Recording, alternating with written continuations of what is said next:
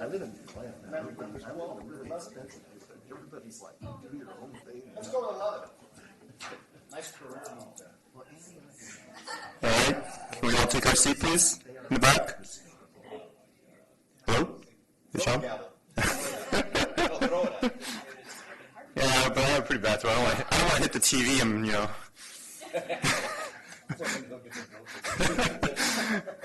Calling the December 21st TCC meeting to order.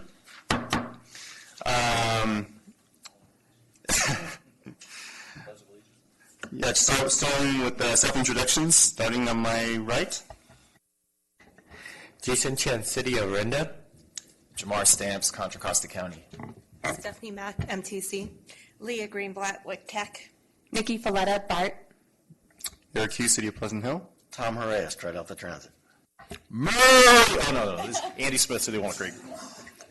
Thanks. Now I get to follow him. Steve Kirschman, City of Brentwood. Yvette Ortiz, City of El Cerrito. Abhishek Parekh, City of Concord.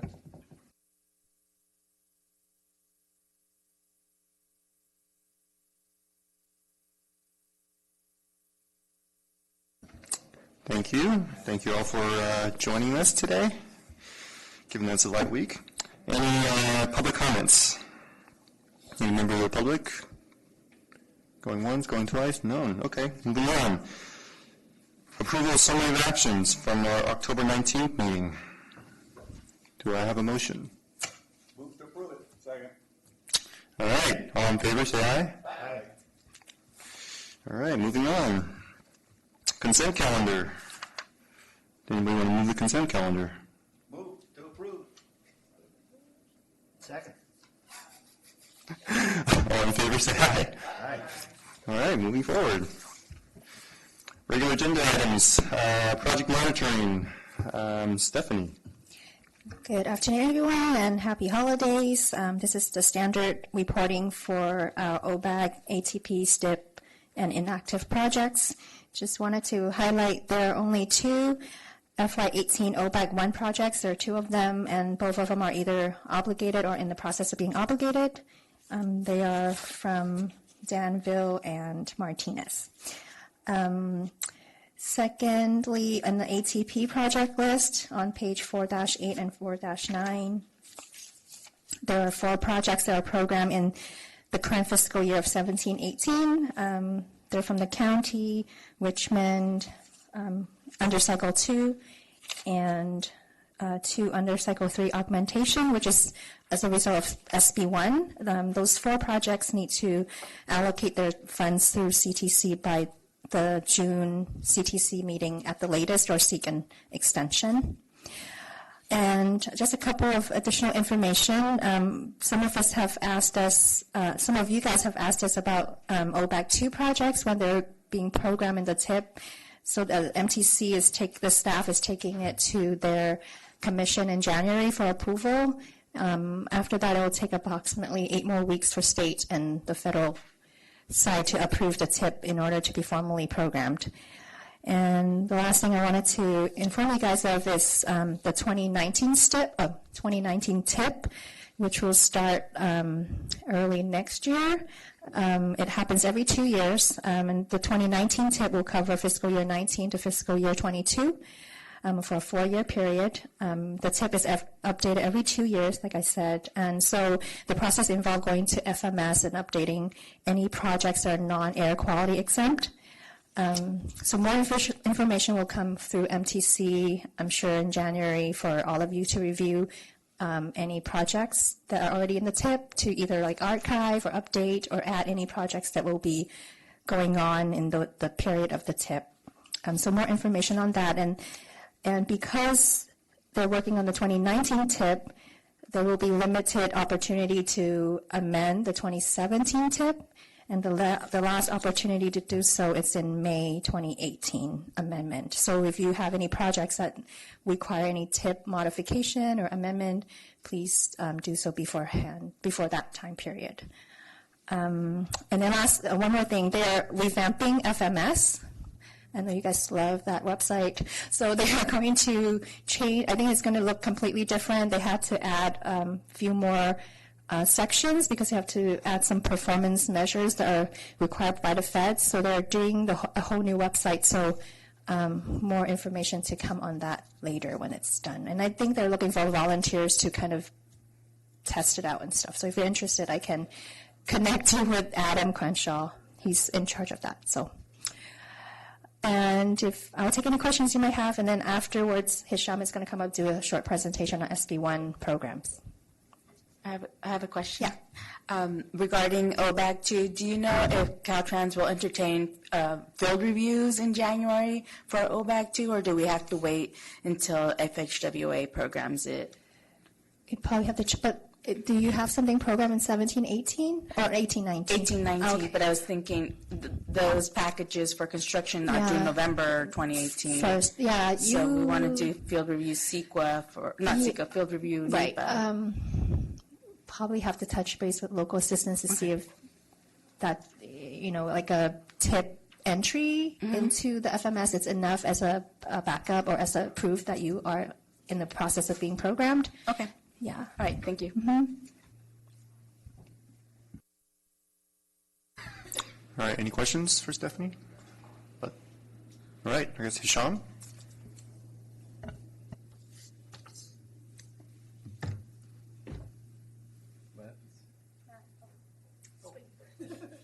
It's not my item. Good afternoon, Chairman and committee members. We thought this would be a good time just to give you a quick overview of SB1. I can make it as short as you want or as long as you want. So anybody wants a really long presentation? Short is good. Okay, good. So this is exciting because, as you recall, back in the 2016 STIP, the CETC had to delete half of the funds programmed in the STIP and delayed the other half because of lack of funding. So this is a welcome change. It gives us an opportunity to leverage our Measure J money as well as other monies. SB1, as you will see, has a fix-it-first focus to maintain what we have, but it does have some other programs that I will talk about. So how is SB1 funded? In the first place, well, it's funded through a mix of increases on fuel taxes that kick in over time, as well as increase in vehicle registration fees that will kick in next year, January 1st, 2018. And there will be loan repayments from the general fund, as well as in 2019, the 12 cents increase in gas tax will reset to 17 cents. And for the first time, there will be a fee on zero-emission vehicles for 2020 model years and after. That begins on July 1st, 2020. So in total, we expect to get about $5.2 billion a year from SB1. There are 16 programs in SB1. Basically, the CTC just finished the guidelines for most of these programs. As you can see in this table, most of the funding in SB1, or about 3/4, is going to go to maintaining what we have. So the money that you get from SB1 is to maintain your local streets and roads. The state gets money for their SHOP program to maintain the state highway system. But there are 6 programs in SB1 out of the 16 that are competitive in nature, and they're listed in this table. They make about $1 billion a year. And a couple programs that we will end up getting money from as CCTA without having to compete are the formula-based local partnership program as well as the STIP. I'm not going to dive too much into this, but the CTC just approved the guidelines for these 6 competitive programs.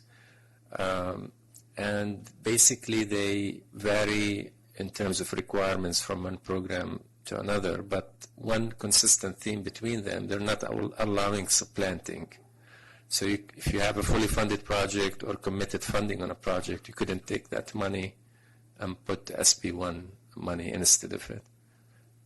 So you cannot supplant. The The requirements basically talk about who can apply. Some programs only transit agencies can apply, others only self-help counties can apply, and other programs anybody can apply. There is differences in match requirements. Some programs has 100% match where one-to-one match is required. Others have 30% a match, and some do not have match requirements at all. However, the CTC always says when they evaluate the project, the more match you provide, the higher the score that you will get. Also, there are different requirements on where you can use the money. Some restricted to construction, like the local partnership program, competitive program. You can only use the SB1 money on construction. Same thing with the state corridor solutions for congested corridor program. It has to be construction phase or capital phase. And the table here shows you how many years are in the first initial call for projects. Some have 2 years, others have 4 years. So that tells you when the next application cycle will take place. So if you miss the first cycle, it might be 2 to 4 years before you can apply again.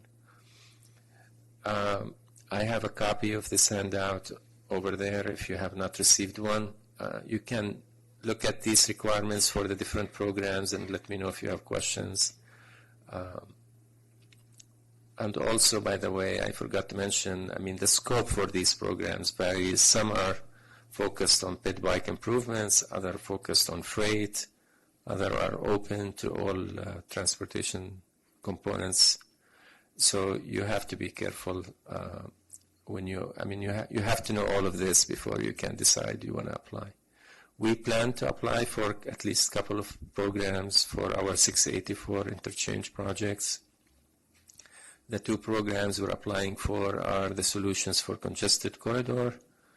Only MTC, by the way, and Caltrans can nominate projects, so we have to be on their list before we qualify to nominate our projects. So you have to work with your partners on some of these programs. That's one of the programs where we have to do that. The other program we're going to apply for is the local partnership competitive program. That program was split by the CTC into a 50% formula-based,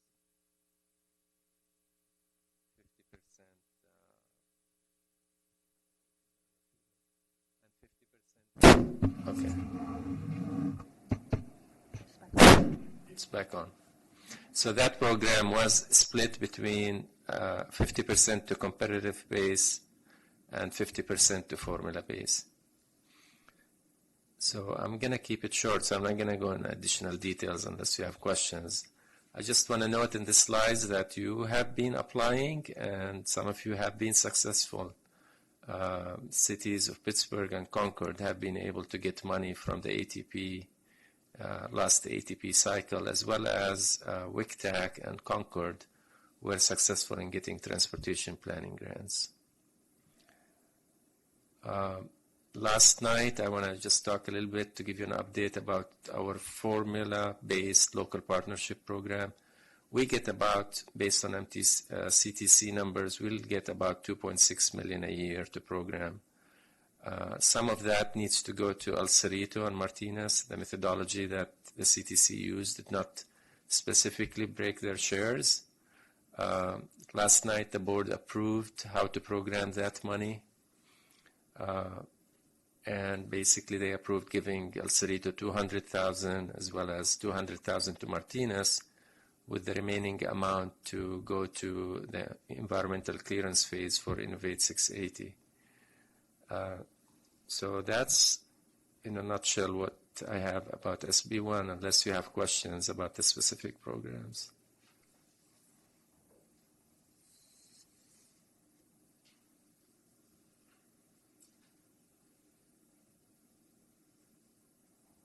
Eric?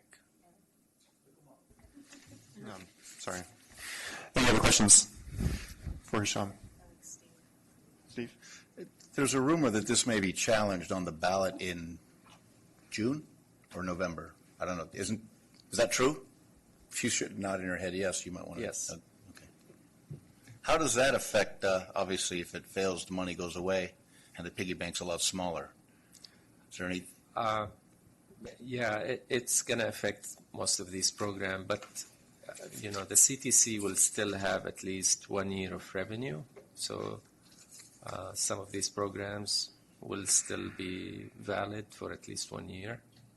Other programs, one of the programs, the Transit Intercity Rail Capital Program, for example, that program existed before SB1. SB1 is just adding $300 million a year to that program. So it will still continue, but it will shrink in size, basically. And the CTC will have to grapple with which projects to cut if a rescission is approved by the voters. Any other questions for Sean? Thank you very much.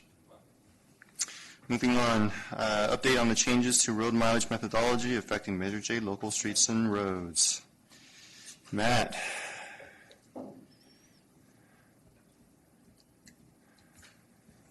Thank you, Chair.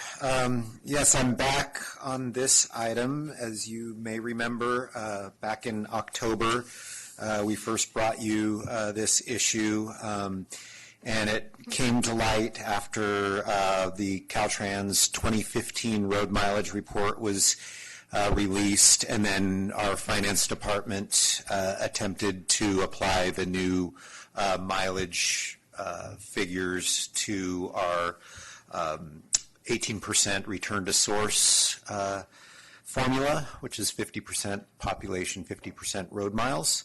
And that was for the fiscal year 2016-2017 allocation, the off-year allocation to all the jurisdictions. So when we first discovered the issue being that the mileage between the 2014 and 2015 reports varied wildly by jurisdiction, and that's, I think, your first attachment in the packet. Actually, it's in the board letter. On page 5.4 shows the difference between 2014 and 2015. And there are some winners and losers. So when we first discovered, and ultimately this affects the amount of return to source money you're getting. So when I say winners and losers, it's actual dollars coming back to the jurisdictions.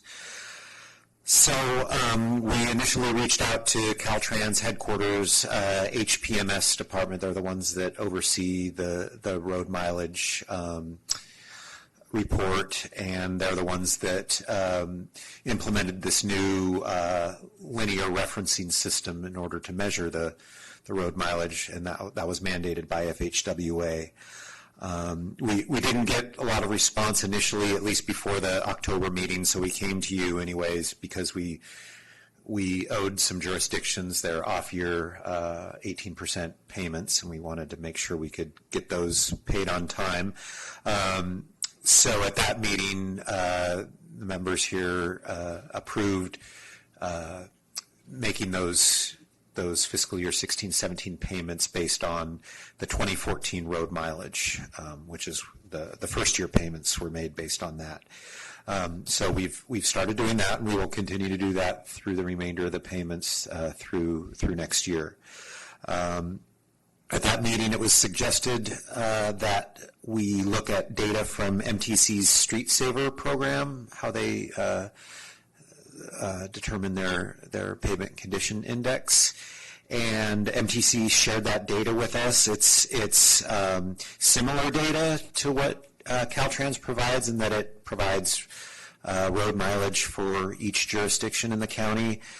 However, once we looked at it and looked into it, we figured out that while Caltrans reports centerline mileage, basically just the amount of roadway from point A to point B, the MTC data is lane miles.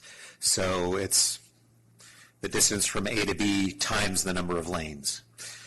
And so if you look at page 5.6, you'll see the MTC Street Saver lane miles, and you can see when looking back at the other table that it also varies wildly, and that's just because it's two different animals, lane miles versus centerline miles. You'd have to do, basically count every lane in the entire county to kind of figure out how you got from centerline to lane miles. So we looked at that and decided that wasn't going to solve our problem in terms of what to use moving forward. So I did make contact with Caltrans headquarters staff and discussed this with them. They agreed that they would review the last few years of Contra Costa road mileage reports and just make sure it's accurate. But also at the same time, they said this process is not over.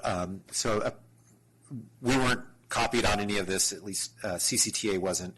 Apparently in August of 2016, HPMF staff reached out to all the jurisdictions in the state and basically asked them for their local road mileage data, whether it be a database or a GIS shapefile, whatever type of data was available. They asked you to send that to them so that they could kind of clean up their data and confirm the mileage, and that they were going to use that in development of the 2016 road mileage.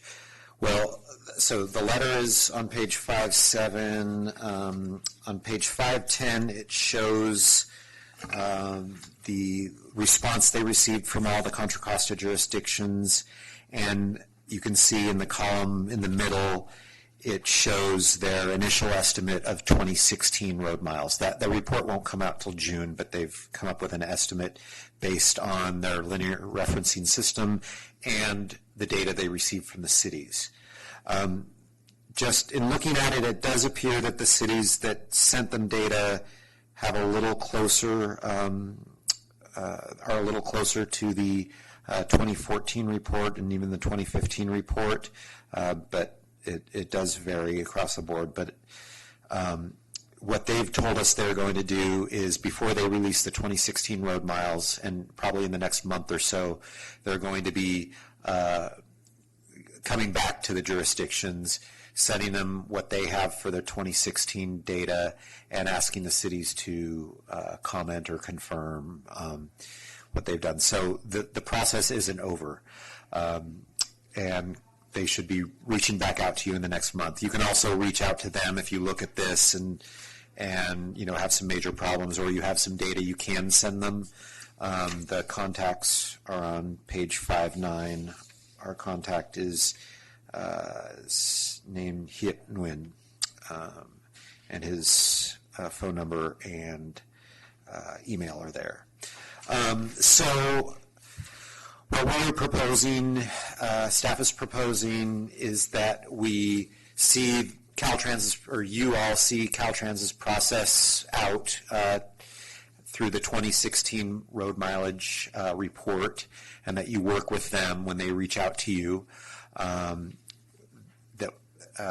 we would continue using the 2014 road mileage report for any return to source calculations and allocations, and that we do form an ad hoc working group that would oversee this process and make a final determination on what set of road mileage data we use moving forward. So that's my report today. I can take any questions. Any questions, Leo? I have one. Will you be communicating with the local jurisdictions, like the city managers, so that they know that they're going to have potentially a change in their return to source funds? Yeah, we would probably have to do some sort of major outreach they change every year based on population and road mileage, but we would anticipate, and we normally send out an estimate, but we don't normally say, hey, are you comfortable with this? But I think this one would probably require some, some kid gloves. And the ad hoc working group could kind of sort out those issues, I think. Okay, thanks. Steve? I'm going to use common sense, so I apologize. Someone must be able to look at 2015 and say there's a problem here without having to go through some intricate details. The county does not go from 600 miles to 900 miles back down to 600 miles. It just doesn't happen. Brentwood doesn't go from 212 to 164 and back up to 200. Something happened in 2015. Well, and that was their new linear referencing system that they instituted. So, but obviously that system was counting something differently, whether it's private road miles versus public road miles. I'm thinking that's where it is. It's something to do with the private road mileage.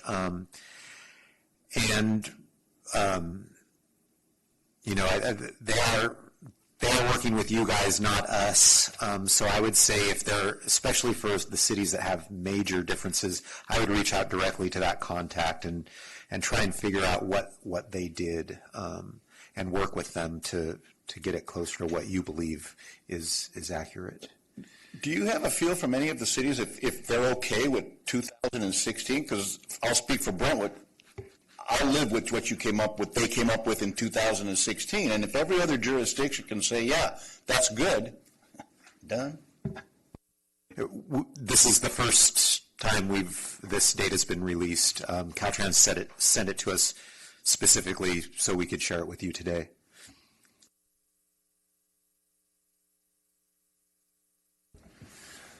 Any other questions? Are you looking for volunteers for the ad hoc group Yes. at the same time? How many people are you looking for? I'd say one per sub area would probably be appropriate, 4 members total.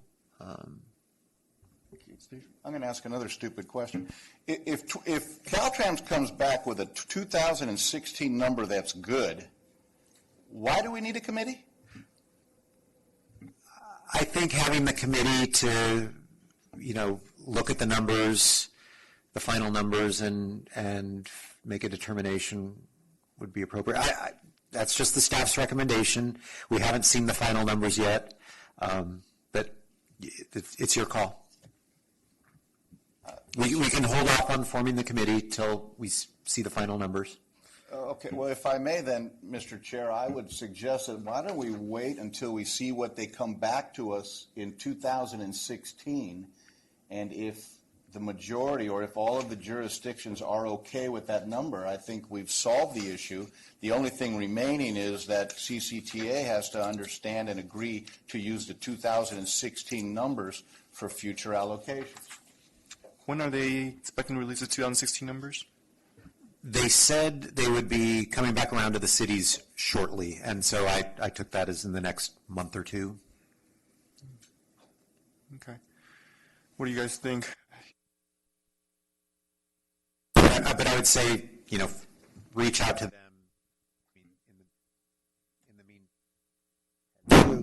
in the meantime if you have major concerns. Okay. Any other feedback regarding Steve's recommendation about waiting? I mean, it seems to me like we're kind of doing that now by just allocating based on 2014 until we get it all figured out, but And the decision could be to remain with 2014 indefinitely. We're covered for, at least through this next year's payments, but we'll have to make a decision whether to keep using those or something different by July 1st when new allocations are. I mean, I guess it's a quick and stupid question, but historically we've been just relying annually on the Caltrans numbers, and there hasn't been too many changes, I believe. It's just that 2015 was the first time it's been a major shift, so to speak. Okay. I just have a clarifying question, Mr. Yes, Chair, sir. if I may. Matt, so this attachment B is just a draft from Caltrans, and they're going to come back in the next few weeks with a final report. That's the way they explained it to me. Okay, thank you. Okay. So I guess, sounds to me like Steve has kind of in a way formulated a motion. I'll put it in the form of a motion to make your life easier. I would move that we wait until we have the final 2016 numbers to see if, in fact, we need to form an ad hoc committee. Okay, just in case it's not just a fluke of a year, so to speak. Okay. Do we have a second for that motion? Can I make a comment on that motion? Absolutely. Just, instead of waiting till the final numbers, how about waiting until we all get contacted with the preliminary numbers, and if we all have a reaction to those, and schedule an ad hoc or convene an ad hoc meeting. So earlier in 2018 versus June, July of 2018. I guess the question would be,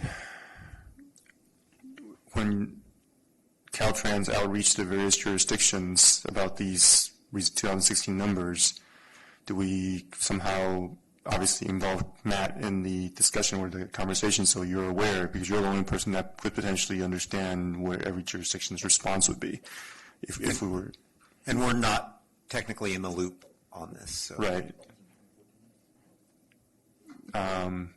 Would that be something that everyone's comfortable doing, is in your responses to Caltrans, whatever the final position is, CC Matt on it, so at least there's some kind of, coordination to see how everybody rests?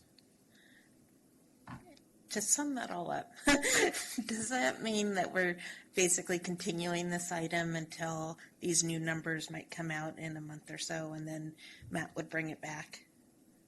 Yeah, it sounds like, just summarizing it, each jurisdiction will be contacted by Caltrans with 2016 numbers.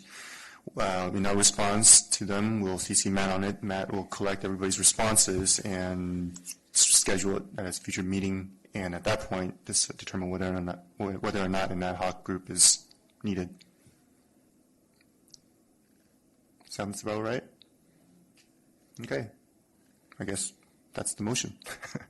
Is there a second? I'll second. All right. All in favor? Say aye. All right. Thank you very much.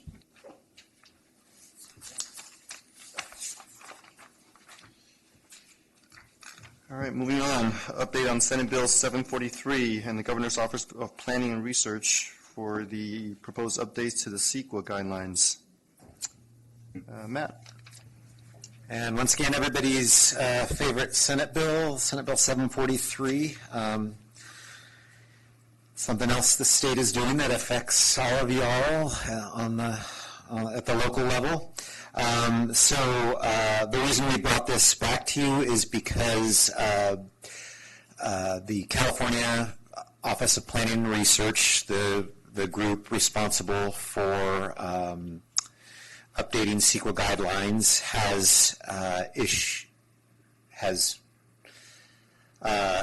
sent their revised guidelines to the Department of Natural Resources for the official rulemaking process. You might remember that in January of 2016, the initial draft guidelines were issued. We brought those to you at the time and submitted comment letters and so forth. They reached out to over 200 different groups, received hundreds of comment letters, addressed many of the comments in this revised draft guidelines, and now those go to, like I said, Department of Natural Resources for the rulemaking process, which makes them official. The rulemaking process is expected to take about 6 months, and includes another public comment period. So anyone is free to submit comments when that happens. We haven't heard about a comment period yet, but we expect it will be coming. So this version is mostly unchanged, I will say, in spirit and content. but there are some minor changes, and I'll just go over the ones that seemed of interest. So, as the lead agencies, as you know, the local jurisdictions would be on local developments. You are the ones establishing the thresholds, the new thresholds, which previously were level of service, and now are going to be based on VMT. You will be the ones establishing those thresholds. When you do establish a threshold, the lead agency must explain how the chosen threshold supports the conclusion that the impacts are not a significant or less than significant impacts. So it's just basically saying you need some justification for the threshold you're setting, but still allows you flexibility in setting those thresholds. Lead agencies can develop thresholds on a case-by-case basis, so you don't have to use the same thresholds for every project, which is good because you can have a huge kind of, naval weapons station type project and apply specific thresholds to, a major project and different thresholds to smaller projects. The guidelines have provided more detail on CEQA exemptions in transportation-oriented developments, TODs, and those exemptions only are for the transportation analysis, not from CEQA in general. You still have to address lots of other CEQA issues, but in transit-oriented developments, there are many exemptions from the transportation analysis, and the new guidelines just provide more detail on when those exemptions can take place. A new section has been included on transportation impact analysis. There's not much change from the draft. They moved a bunch of different sections into one transportation impact analysis section, so it kind of puts it all in one place. And once again, it maintains flexibility for the lead agency in determining thresholds, the method of analysis, and the applicability. And in terms of applicability, lead agencies can opt in at any time as far as using the new VMT thresholds and metric, but you will have until January 1st of 2020 to opt in. But January 1st, 2020, everybody, no matter where you are, will be, subject to the new guidelines. I will say once the rulemaking process is complete, it will be applicable in TPAs or transit-oriented developments, so around transit stations. So that will come sooner, but you have about 2 years from now to get on board. So staff here at CCTA will use that interim period to identify and develop tools to assist in the threshold setting process. Those will probably include, screening maps, VMT screening maps, and other tools. In the staff report, we've identified a tool that Farron Piers has put out on the web. There's a free version, so I recommend taking a look at that, but we will definitely be coming up with some screening tools for you using the travel demand model output for VMT screening maps.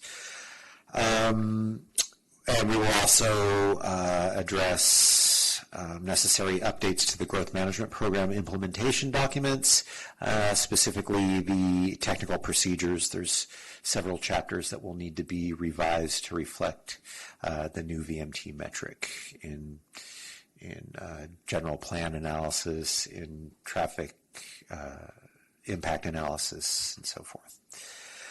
So that's really my report. I didn't want to go into go through the guidelines bullet by bullet because they are largely unchanged from the drafts, but they're out there. Take a look. We included in the packet the technical advisory on evaluating transportation impacts, which are where the main changes are, but the full CEQA guidelines are available on our website as well as OPR's website. So our recommendation today is to delegate ongoing discussions regarding SB 743 implementation to the TCC's Growth Management Program Task Force, which hasn't been convened in a while, but we thought this would be a good use of that group. The roster of that is a little old, as we've lost some members. So if anybody today is interested in volunteering, I'll take names, but we'll probably need to do some recruiting once we convene that task force in the future. Yeah. Excellent. Thank you, Jamar. Thank you. Who else is on the roster? You know, I don't have the roster with me today, but I can send that out so you can kind of see the geographic distribution. Maybe we'll make that a item for our next meeting.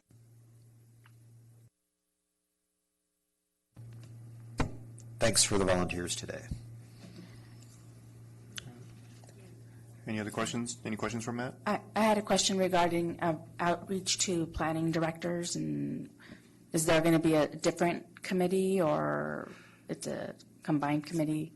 Yeah, I think we could cover outreach. You know, whatever is developed for the TCC can go out to the planning directors, and we usually take SB 743 directly to the planning directors at their quarterly meetings.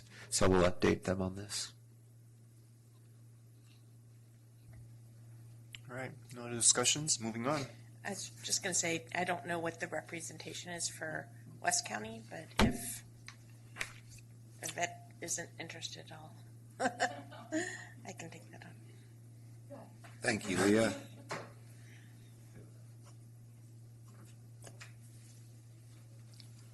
Okay. All right, last item. Incorporating Bay Area 2040 projections, 2017 land use into countywide travel demand forecasting model. Matt. I'm bringing all the fun items today. So as you know, in July, the Bay Area's RTP, Plan Bay Area 2040, was adopted by MTC. And one of the major components of an RTP, the Sustainable Communities Strategy, in fact, is the land use used in the RTP analysis. So that land use was developed by ABAG and MTC over the last 3 or 4 years. ABAG did a lot of outreach to the jurisdictions in terms of checking their forecasts against what you guys have in your general plans or your pipelines, and so we do have those numbers. Those were the city level numbers were issued as part of Plan Bay Area, and so those are in attachment A, page 7-4 of your packet, and that basically shows the 2010 and 2040 forecasts. So it shows you the growth increment for each jurisdiction. That's on the left is the city level. The right set of numbers is the PDA level forecasts for each jurisdiction that has a PDA. And as you can see, a lot of the growth is occurring in the PDAs, so we'll want to pay close attention to the numbers in those locations. Households are on page 7.4, and jobs are on page 7.5. hopefully these numbers reflect the comments that you provided to ABAG over the last few years.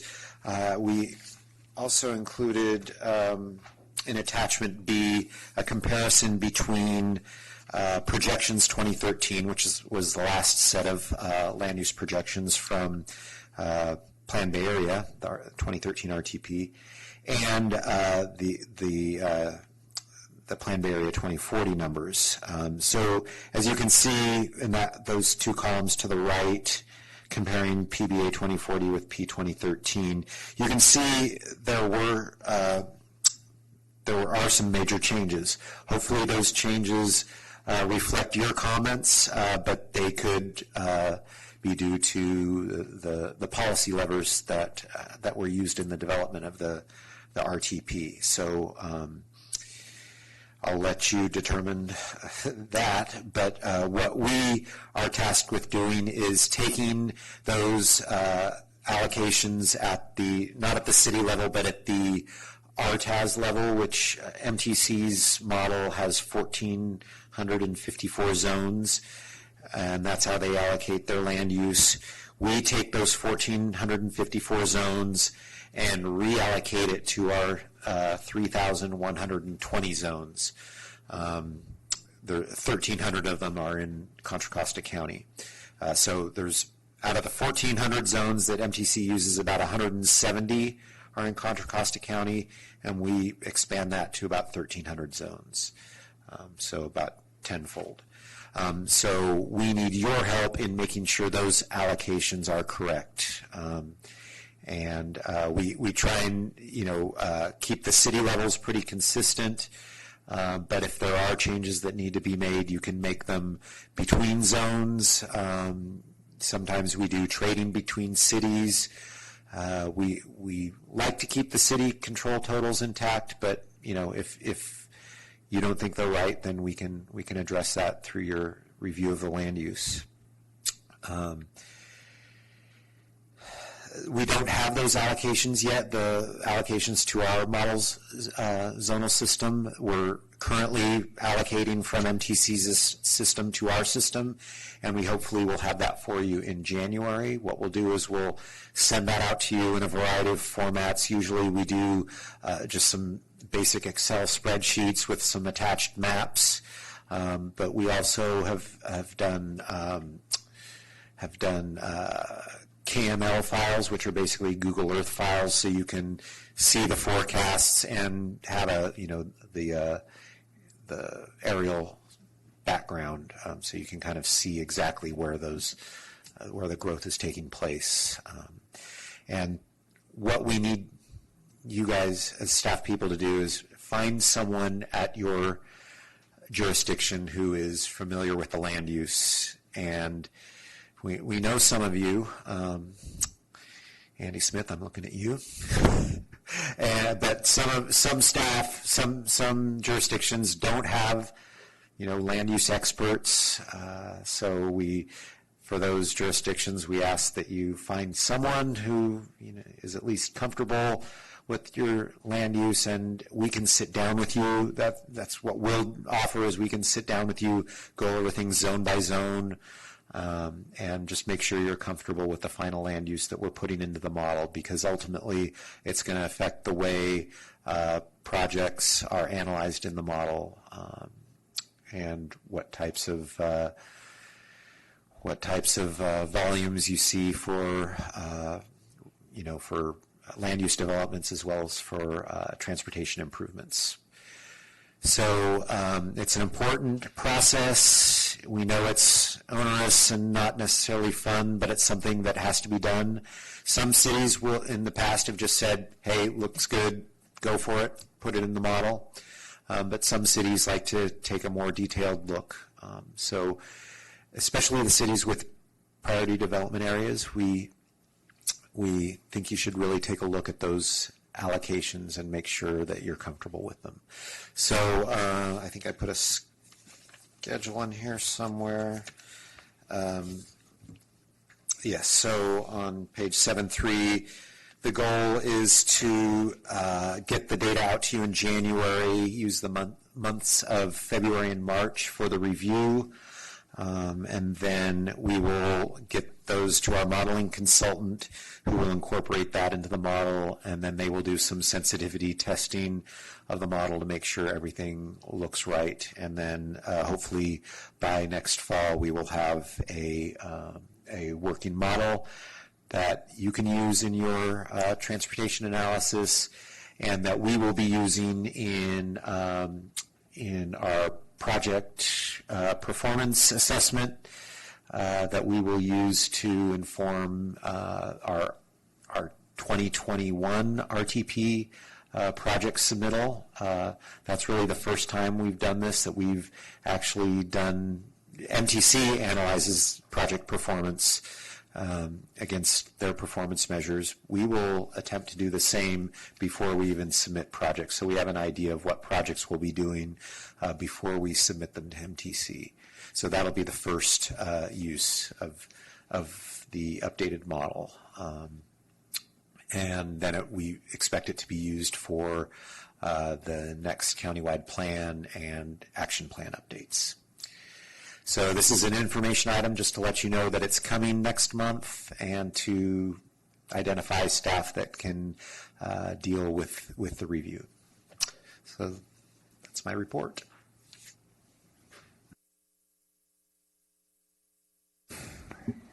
Any questions for Matt on this item? Thank you very much. Thank you. Do we have any other business anyone want to bring up for discussion? All right, with that, happy holidays, Merry Christmas, Happy New Year, and see you all next year.